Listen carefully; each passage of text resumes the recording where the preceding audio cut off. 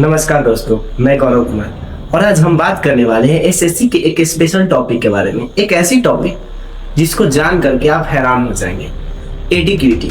एडीक्यूटी वही जो एसएससी का एग्जाम कंडक्ट करवाती है, जिसके ऊपर पूरे 30 लाख बच्चे की जिम्मेवारी होती है। ये किस तरह से लापरवाही करती है और ये किस तरह से खुद लापरवाह है, इसका बैकग्राउंड पहले से ही ठीक नहीं है। तो आइए हम आज इसी सब के बारे में जानेंगे।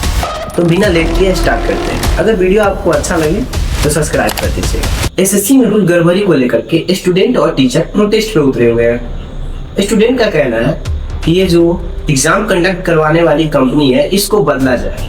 दरअसल स्टूडेंट और टीचर का दावा है कि ये एसएससी ने जिसको एग्जाम कंडक्ट करवाने के लिए ये जो टेंडर दे रखी है, वो टेंडर टीसीएस को जाना चाहिए था। टीसीएस जो कि एक फेमस और एस्टेब्लिश्ड कंपनी है एग्जाम कंडक्ट करवाने के लिए। सी के जो एग्जाम्स है वो टीसीएस नाम की एक कंपनी है जो कंडक्ट कराती थी। अभी इन्होंने वेंडर दे दिया एडिक्विटी को। हमें कोई मतलब नहीं है। सबसे पहली बात तो ये कि एडिक्विटी जो कंपनी है वो ऑलरेडी ब्लैक लिस्टेड है। आप एक ब्लैक लिस्टेड कंपनी को सेंट्रल गवर्नमेंट जॉब्स के एग्जाम्स दे कैसे सकते हो करवाने के लिए। और एडिक्विटी का हिस्ट्री अगर हम देखें तो पहले ही इसका हिस्ट्री खराब रह चुका है। दरअसल एक न्यूज लॉन्ड्री रिपोर्ट के अनुसार ये जो एडिक्विटी नामक संस्था है या कंपनी है, ये पहले ही कई पेपर लीक में शामिल हो चुकी है और इसका हिस्ट्री बहुत ही खराब है पहले से। और 2020 में एडिक्विटी को central direct general of training ने भी दोषी करार दिया। और इस सब के बावजूद भी अभी टेंडर किसके हाथ में है?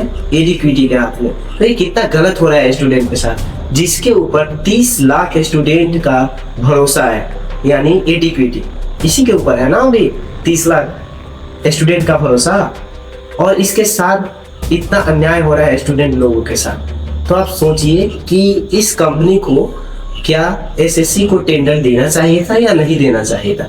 आपको कुछ इंसिडेंट बताता हूँ जिससे क्रोनोलॉजी आप खुद ही समझ जाओगे।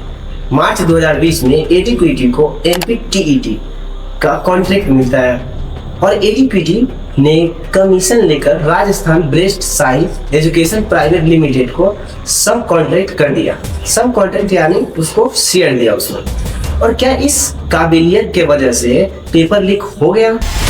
इसके बावजूद भी 2023 में एमपी अप्लाई सिलेक्शन बोर्ड ने फिर से एडिक्विटी को अपना कॉन्ट्रैक्ट दिया।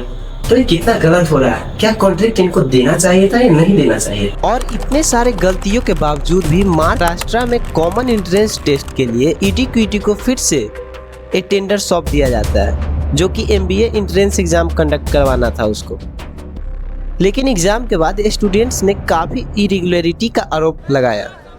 तो ऐसे बहुत सारे आरोप लगे हैं इस एजेंसी के ऊपर। और अब हम बात कर लेते हैं टेंडर के बारे में। आखिर एडिक्विटी को कितना का टेंडर मिला था? इससे पहले एसएससी के एग्जाम टीसीएस कंडक्ट करवाती थी, बट इस वर्ष में एसएससी ने एग्जाम कंडक्ट करवाने की जिम्मेवारी एडिक्विटी को 273 करोड़ में दिया, ठीक टीसीएस के आधे प्राइस में। और नतीजा अभी आप सभी के सामने है। मतलब कुछ रुपए बचाने के लिए एसएससी ने पूरे आधे दाम में टेंडर दे दिए और आंदोलन करने पर इन सफ़ेद कुर्ते वाले और खाकी वर्दी वाले की हेल्प से आपको जेल में डाल दिया जाए। आई होप कि ये वीडियो आपको अच्छी लगी होगी। अगर अच्छी लगी हो तो सब्सक्राइब और लाइक ज़रूर कर दीजिए।